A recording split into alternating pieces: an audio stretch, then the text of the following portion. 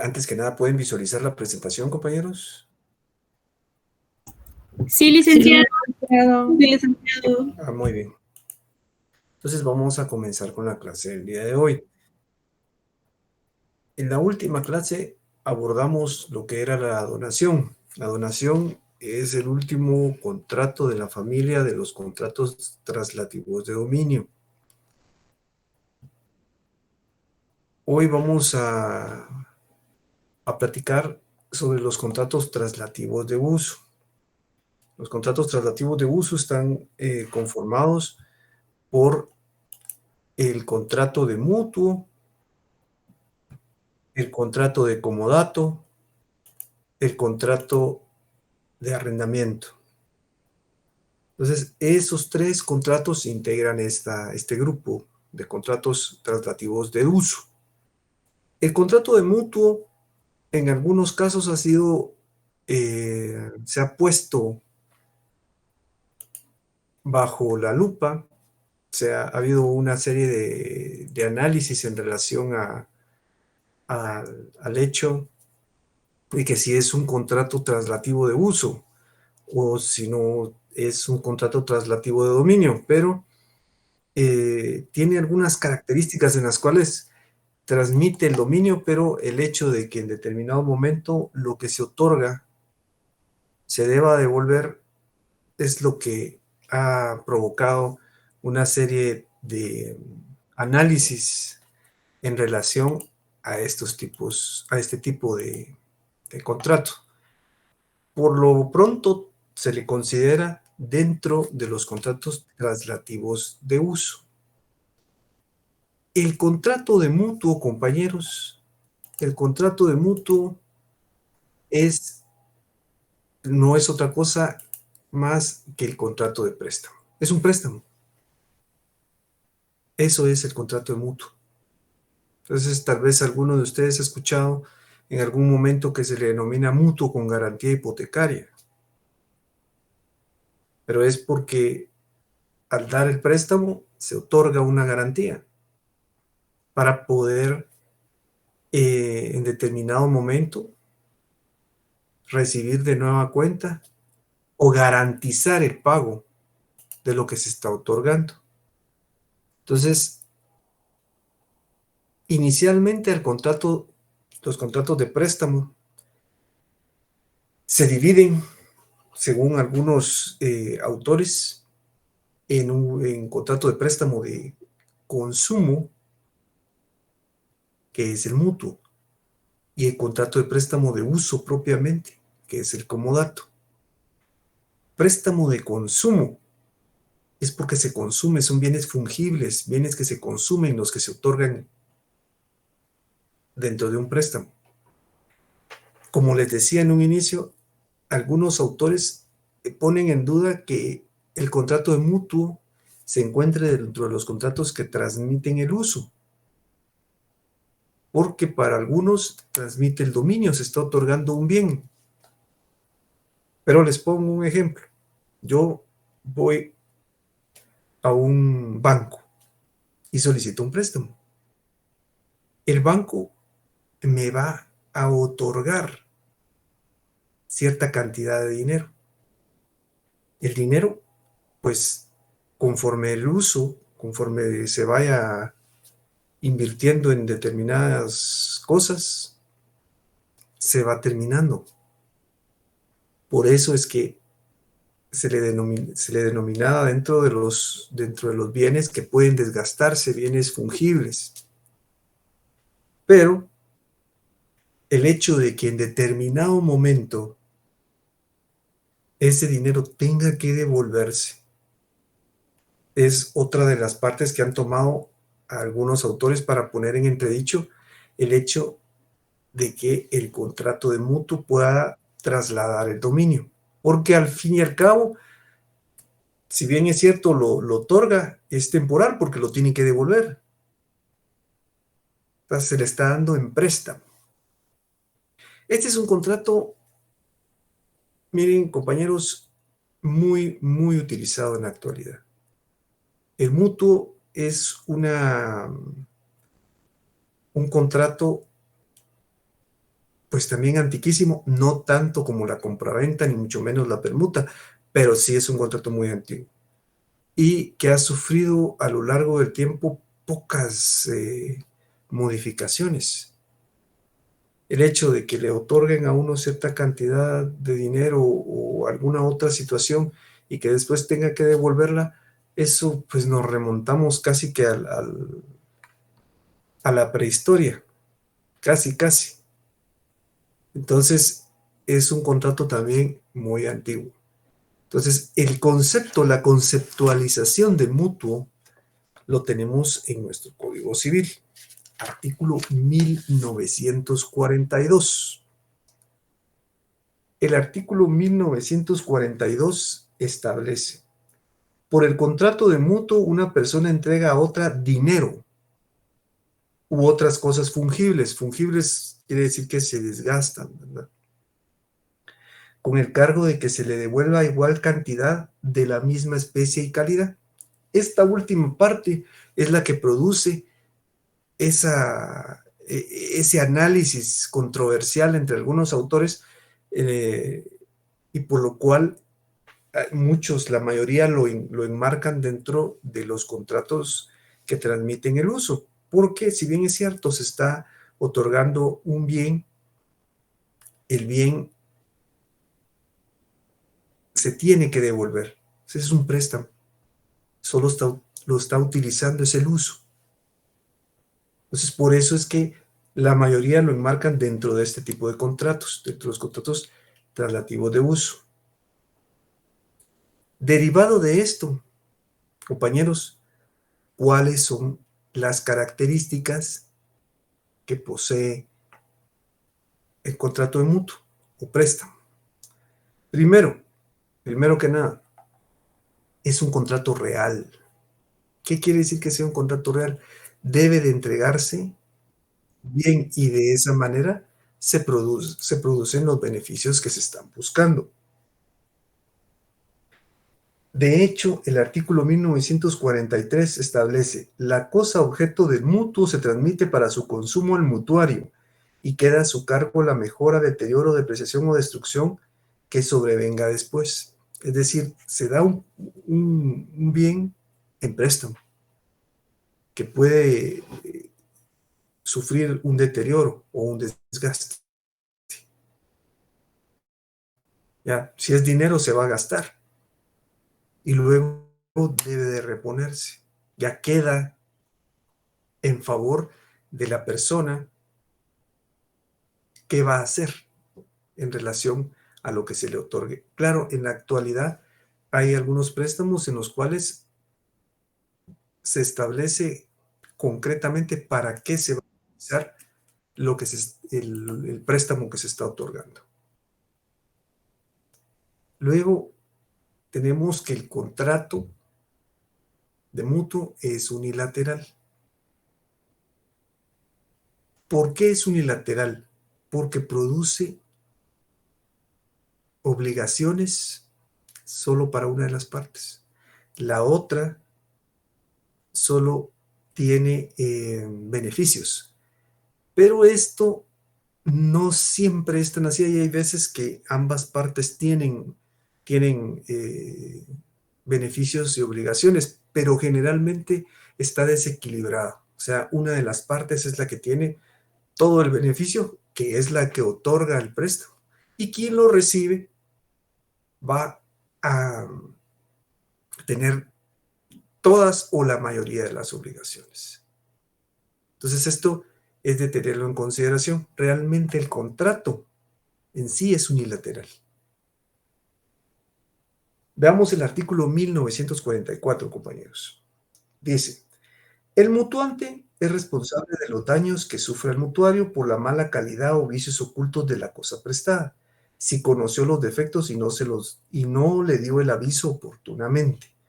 No se reputan vicios ocultos los que el mutuario ha podido conocer por él mismo. Fíjense que esto, compañeros, esto refiere específicamente a lo que es el saneamiento. Cuando alguien va a otorgar un préstamo, tiene que establecer si el bien que se está otorgando tiene algún tipo de limitación, anotación o gravamen, o posee vicios ocultos. Ya nosotros hemos hablado en varias oportunidades del saneamiento. El saneamiento es una especie como de garantía que se otorga cuando se da un bien. Entonces, en este caso, el caso del préstamo, del mutuo, no es la excepción. Entonces, si en determinado momento se otorga en préstamo un bien, debe de establecerse cuáles son las circunstancias que rodean al bien. Ya lo dice aquí. El mutuante es responsable de los daños que sufre el mutuario por la mala calidad o vicios ocultos de la cosa prestada, si conoció los defectos y no dio el aviso oportunamente. Si él en determinado momento dice, bueno, miren, lo que se está dando en préstamo tiene esto, esto y esto, no hay ningún problema. Él ya lo sabe, se hace constar en el contrato. Entonces no se pueden deducir responsabilidades por daños y perjuicios que en determinado momento puedan surgir. Eso también es de tenerlo en consideración.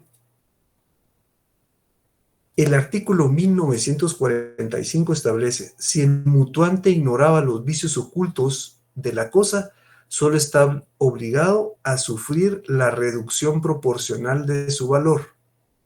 Es decir, solo se reduce los daños que tenían, la compostura que haya que realizar. Entonces eso es también de considerar si en determinado momento se presenta una situación de este tipo. El contrato de mutuo,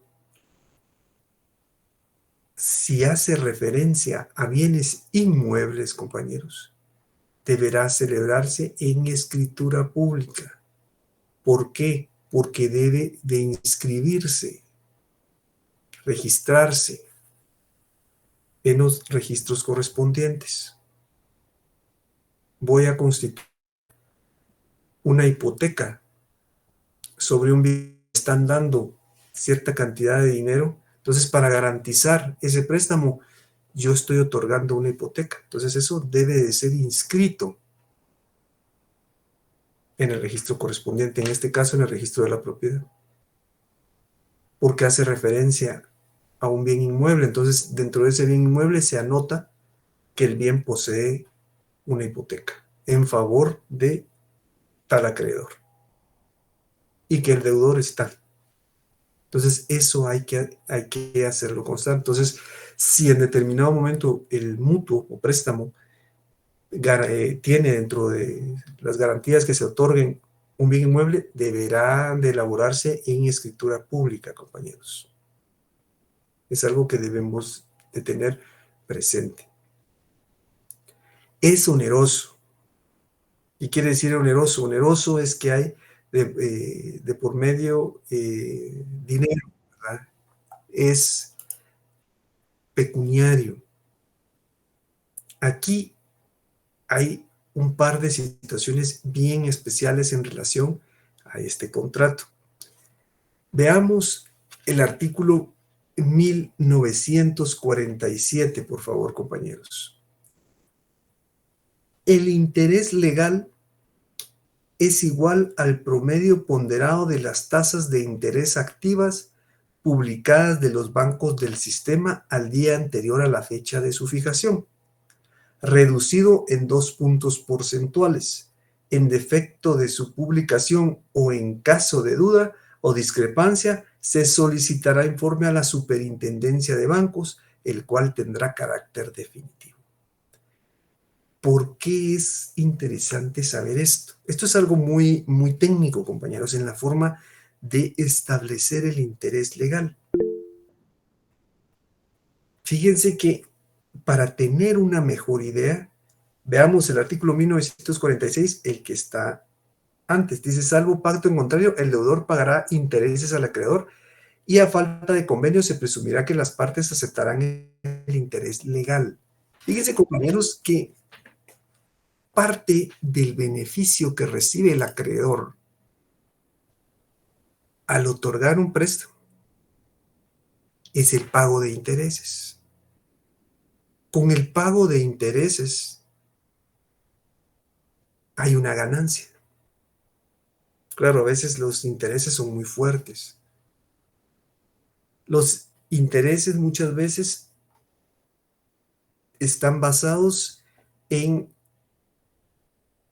varias tasas. Hay algunas tasas de interés internacionales, pero la tasa que debe de manejarse, la que debe de ser la principal, por la cual en determinado momento deban de calcularse, es esta, la tasa de interés legal. Por eso es que este artículo tan alambicado, que es muy técnico, donde se establece cómo se va a calcular el interés legal, es importante. Fíjese que incluso la mayoría de tasas de interés que se otorgan en los diferentes préstamos son tasas variables. Es decir, que se pueden modificar la mayoría sin notificarse y a solicitud del acreedor. Hay otras que no, se notifican, pero es el acreedor el que establece la variación que puede existir en determinado momento en una tasa de interés. Hay unas tasas de interés que están basadas en tasas internacionales como la tasa LIBOR. Por ponerles un ejemplo, esa es una tasa internacional.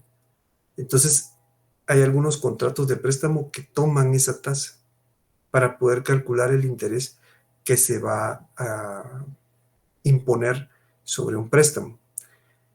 Con el artículo 1946, nosotros podemos darnos cuenta, compañeros, que el interés que se imponga en un préstamo depende de las partes, depende de los contratantes, porque puede ser que incluso no exista ningún tipo de interés. Puede ser que en determinado momento el acreedor no lo quiera así. Esto se los comento porque sí hay casos en los cuales hay préstamos donde no se otorga interés. Claro, esos son los menos. La mayoría tienen tasas de interés variables, ¿verdad? Que se calculan ya sea al año o al mes. Pueden ser mensuales, el interés puede ser mensual o anual, variable, es decir, que se modifica a solicitud o varía a solicitud del acreedor. Por eso es que en determinado momento es conveniente saber por lo menos dónde está ubicada la tasa de interés legal, cómo se calcula, porque esa puede en determinado momento servir para algún tipo de contrato. O si en algún momento hay algún tipo de litis o hay algún conflicto, se puede imponer la tasa legal para tenerlo en consideración. Precisamente el artículo 1948, que también refiere a lo que es el interés, dice lo siguiente: cuando la tasa de interés pactada, es decir, haciéndole caso al artículo 1946, se pactó una tasa de interés dentro de un préstamo, sea manifiestamente desproporcionada con relación al interés corriente en el mercado, el juez podrá reducirlo equitativamente tomando en cuenta la tasa indicada en el artículo 1947, es decir, la tasa de interés legal y las circunstancias del caso. Entonces, en determinado momento esta tasa de interés legal sirve si hay algún conflicto, como les decía, si hay una litis entre las partes, si hay un conflicto en el cual sea necesario que el juez imponga una tasa de interés. Mire, fíjese que la verdad es que la tasa de interés está demasiado alta y realmente es desproporcionada. Yo estoy pagando demasiado. Entonces, claro que para eso hay que presentar una acción judicial.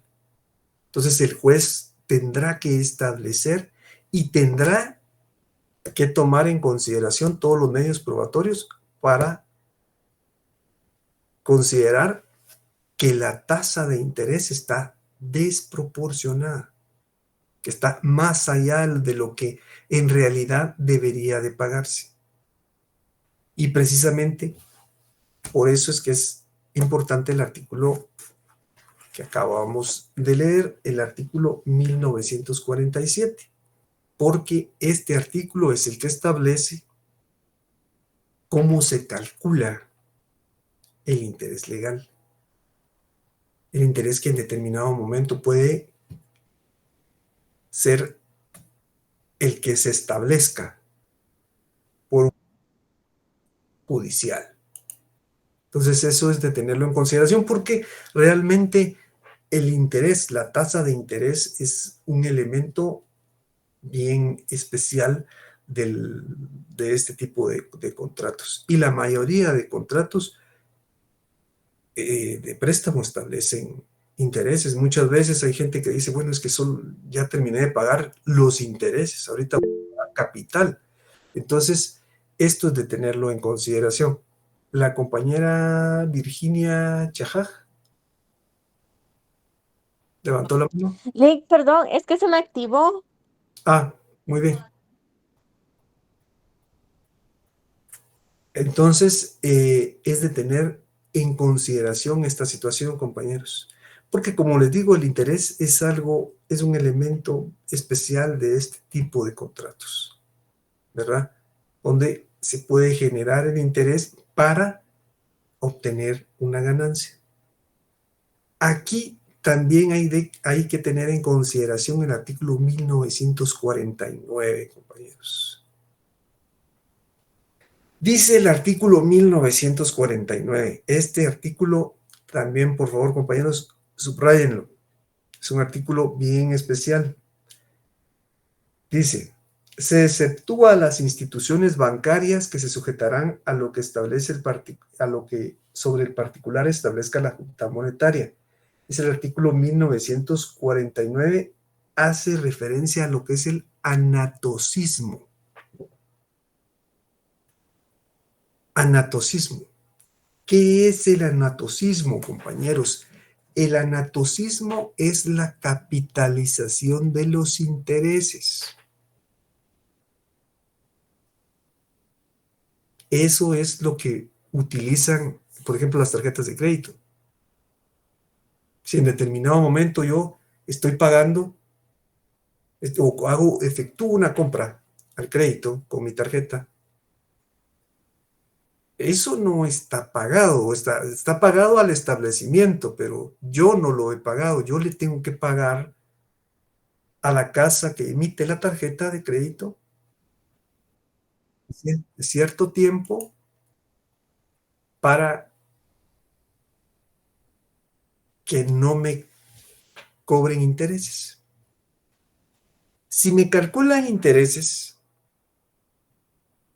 y se vence el tiempo, puede ser un mes, esos intereses se van a incorporar al capital. Si eran 100 quetzales y me están cobrando 10%, serían 10 quetzales de interés. Pero yo no pagué ni los 100 quetzales ni los 10 quetzales de interés. Entonces, para la siguiente, se capitalizan los intereses. Entonces, ya el capital sobre el que se va a calcular ahora los intereses ya no va a ser 100, sino va a ser 110. Es por eso que en muy poco tiempo nos damos cuenta que el interés subió muchísimo y hay que pagar mucho de la tarjeta. Porque ellos utilizan eso. El anatocismo, capitalizan los intereses. En el caso de los mutuos, están regulados por la ley civil. Este artículo de 1949 establece que el anatocismo no debe utilizarse, pero plantea algunas excepciones, ¿verdad? Las entidades bancarias y otras situaciones sí lo pueden hacer. Pero es importante saber lo del anatocismo, compañeros, la capitalización que en determinado momento puede hacerse de los intereses. Suben los intereses de una manera desproporcionada. Cuando uno viene a darse cuenta, el pago que debe efectuar es muy, muy grande. Y es precisamente porque el capital sobre el cual se están calculando los intereses mes a mes se modifica y va aumentando. Eso provoca que los intereses sean más altos y que obviamente la deuda se incremente muchísimo. Entonces, eso es de tenerlo en consideración, compañeros. ¿Cuáles son los contratantes dentro del mutuo? El mutuante es el que otorga el préstamo, es el acreedor.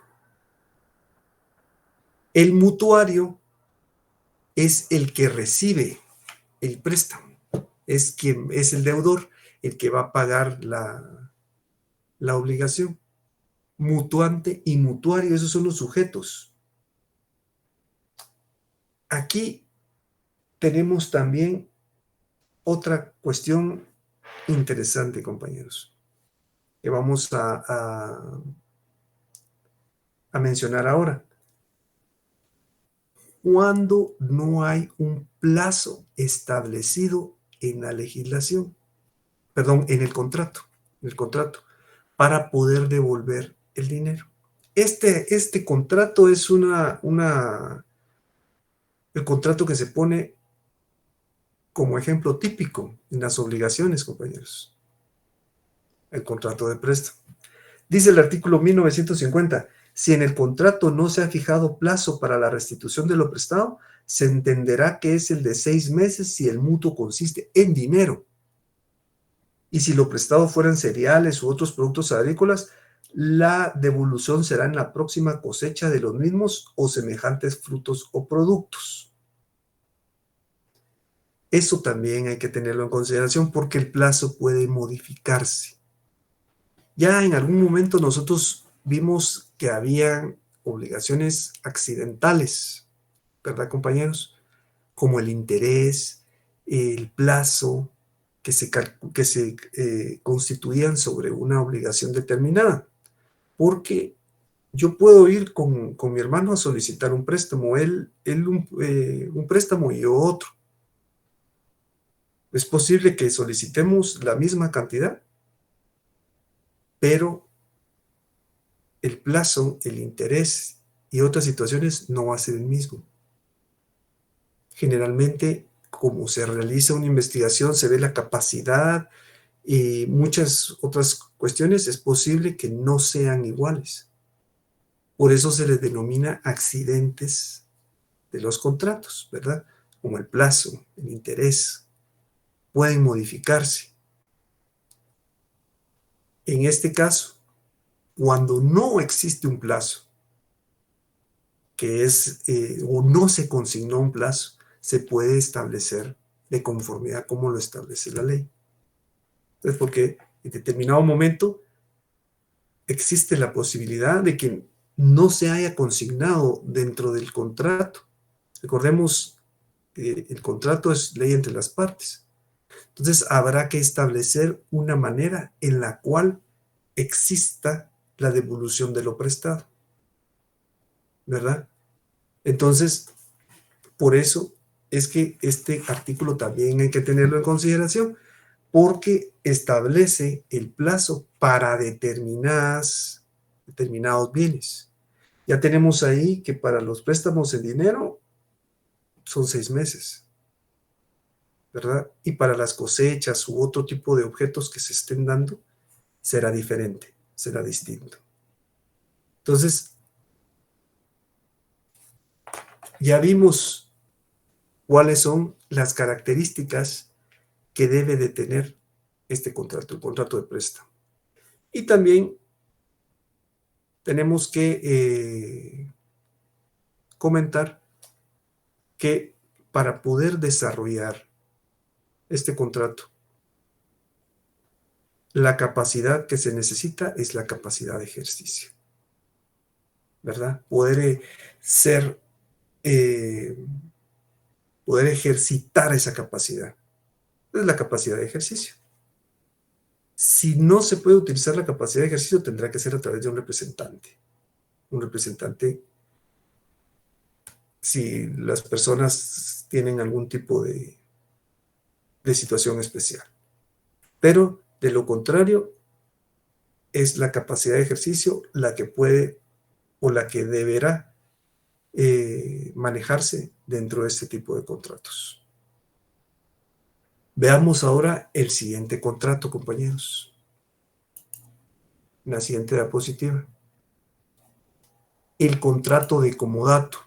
Este contrato tiene una forma un poco más parecida a lo que es la transmisión del uso. Porque este contrato en sí se refiere a bienes que se otorgan para que se haga uso de ellos a partir de una renta. Entonces, ese bien es objeto de uso. Entonces, aquí es una situación en la cual sí se pone de manifiesto la transmisión del uso, porque de esta manera se puede utilizar el bien y pagar una renta. Fíjense que este contrato se utilizó, en la actualidad creo que se utiliza, pero ya en menor medida, se utilizó mucho cuando empezó la telefonía celular aquí en Guatemala. Entonces los teléfonos en ese tiempo todavía no existía la tecnología prepago o los teléfonos tarjeteros. Entonces todo era a través de un contrato y le daban a uno el terminal o el teléfono y uno lo podía utilizar y al terminar el contrato había que devolverlo. Claro, había unas cuestiones que eran como opciones de compra, pero la naturaleza en sí era que había que uno utilizaba el teléfono y lo devolvía al final. Entonces era un comodato, porque le estaban otorgando uno un bien, uno lo utilizaba, pero a cambio tenía que pagar. Entonces, eso en determinado momento fue muy usual aquí. Claro, en la actualidad todavía hay en algunos se utiliza, pero ya no tanto. Pero se ha desplazado un poco, pero es por la tecnología, ¿verdad? Los avances tecnológicos que han habido. La conceptualización de este contrato está en el artículo 1957 de nuestro Código Civil, compañeros. Dice el artículo 1957. Por el contrato de comodato, una persona entrega a otra gratuitamente algún bien mueble no fungible o semoviente para que se sirva de él por cierto tiempo y para cierto fin y después lo devuelva. Solo pueden dar en comodato, dice el artículo 1958, el que tiene la libre disposición de la cosa y el arrendatario y usufructuario que no tengan prohibición. Como les decía, se otorga un bien y hay que devolverlo. Entonces, de eso se trata este contrato. Entonces, ahí es donde hay una ligera diferencia con el mutuo. La capacidad que deben de tener las personas que celebran este tipo de contrato es la capacidad de ejercicio, compañeros. Y si están debidamente autorizadas, pero básicamente es la capacidad de ejercicio para poder celebrar un contrato.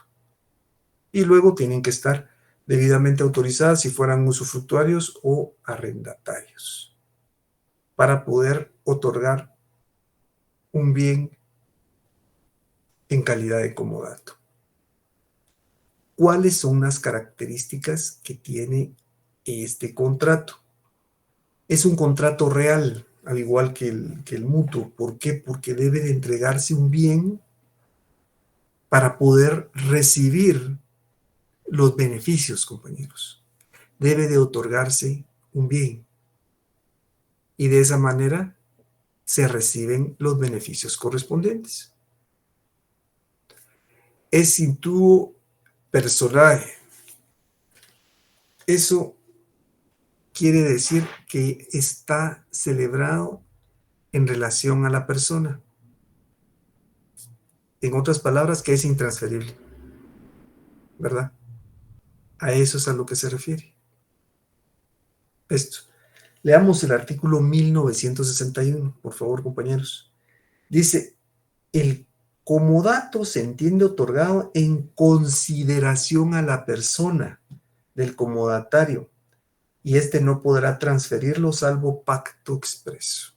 Entonces es intransferible, a menos que dentro del contrato se establezca que sí lo puede hacer. De lo contrario, no. Es en relación a la persona. El ejemplo que les puse al inicio de la telefonía celular, de ahí también era en relación a la persona, porque el teléfono se otorgaba a una persona determinada y esta persona se hacía cargo del bien que era el teléfono. Pagaba, pero él tenía que tener el bien, no era de su propiedad. Entonces no podía transferirlo. Entonces eso quiere decir intuo personae. Entonces, de esa manera no se podía transferir, a menos que el propio contrato lo estableciera.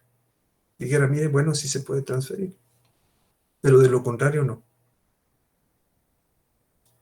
¿Cuáles son las obligaciones del comodante? El comodante es el que entrega el bien. El comodatario es el que recibe el bien y el que tiene las obligaciones generalmente. Ya vemos que algunas letras son repetitivas, porque, por ejemplo, quien entrega el mutuo es el mutuante, el que recibe el mutuo, mutuario, el que da la donación, mutuante, el que recibe la donación, donatario. Entonces, para tener una idea un poco más clara, porque a veces las nominaciones que tienen los sujetos, pues tienden a confundir un poquito. Las obligaciones del comodante, es decir, del que está otorgando, el que está dando el bien, según el artículo 1962, dice, son obligaciones del comodante. Primero, avisar si la cosa prestada tiene algún vicio oculto, siendo responsable en caso contrario de los daños o perjuicios que resulten de los vicios ocultos, si conociéndolos no dio aviso al comodatario. Entonces ya vemos que en la mayoría de contratos está el saneamiento. Debe de establecerse al momento de otorgar, mire, el bien se encuentra en perfecto estado, no tiene ningún problema. O si lo tiene, hacerlo ver, para que no se deduzcan posteriores responsabilidades. Segundo, no pedir lo que prestó antes del vencimiento del plazo estipulado y en defecto de convención antes de haber servido en el uso para que fue prestado. O sea, respetando las condiciones bajo las cuales se celebró el contrato. Y tercero, pagar los gastos extraordinarios e indispensables que hubiere hecho el comodatario para la conservación de la cosa prestada. Es decir, como va a tener que tener, va a tener bajo su cuidado este tipo de bienes. Entonces, el bien lo va a tener que tener bajo su resguardo. Entonces va a incurrir en determinado momento en algún tipo de gasto. Entonces eso es de tenerlo en consideración porque debe de repararse ese gasto, que es lo que dice aquí. Pagar los gastos extraordinarios e indispensables que hubiera hecho el comodatario para la conservación de la cosa prestada.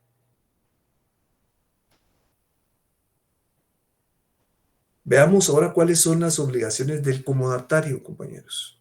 Artículo 1964. Cuidar la cosa prestada, emplearla en el uso señalado por su naturaleza o en el pacto, siendo responsables de su pérdida o deterioro proveniente del abuso aún por caso fortuito. Tercero, hacer los gastos ordinarios que exija la cosa mientras dura el comodato. Y cuarto, devolver la cosa en el término estipulado o después del uso determinado en el contrato, sin más deterioro que el proveniente del uso ordinario de ella. Eso hay que tenerlo en consideración, compañeros, porque recordemos que el comodatario es a quien le dan el bien, entonces tiene que en determinado momento estar a cargo. Si bien es cierto, puede producir algunos gastos que el comodante debe de pagar, pero también debe de cuidarlo, debe como está a cargo de él, y el bien no es de él, sino probablemente al final haya una opción a compra, pero lo contrario, no.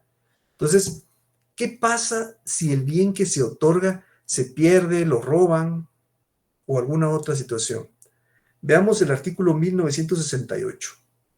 Dice, cuando sea imposible devolver la cosa prestada, el comodatario entregará otra de la misma especie y calidad o el valor que le corresponde, a elección del comodante, arreglándoselas a las circunstancias de tiempo y lugar en que debía restituirse. Si la cosa fue valorada al tiempo de la celebración del contrato, el precio que el comodatario devolverá será el valor que se le dio. Eso es si hay que devolverlo. El artículo 1969 establece, pagada la cosa prestada en caso de haberse perdido, si la hallare después el comodatario, no podrá ser obligado el comodante a recibirla. Supongamos, yo tenía un celular y se perdió el teléfono. ¿Qué voy a hacer ahora? Bueno, voy y lo pago. Y después digo, mire, no apareció. Aquí está. Entonces el comodante me puede decir, no, mire, usted ya me lo pagó, ya lo había reportado como robado o como extraviado. Ya no puedo recibirlo. Y el artículo 1970 establece, si la cosa fuere hallada por el comodante, podrá retenerla restituyendo el precio que se le dio o quedarse con esta devolviendo aquella al comodatario. Hallándola un tercero, tiene el comodatario derecho a recobrarla como suya. Entonces, esto es de considerarlo por si en determinado momento se realiza un comodato para ver a quién o cómo se van a deducir las responsabilidades si el bien ha sido deteriorado de manera muy fuerte, si se pierde, si lo roban. Entonces, todo eso hay que tenerlo en consideración. En relación a los dos contratos, el que más se utiliza de ambos es el mutuo. El comodato se utiliza en menor medida, pero no ha desaparecido, compañeros. Ese contrato no ha desaparecido, continúa. Pero generalmente del que más se escucha hablar de estos dos contratos que son bastante similares es del mutuo, el préstamo. Es el que más se utiliza en la práctica. ¿Tienen alguna duda, compañeros? ¿Alguna observación? ¿Alguna inquietud?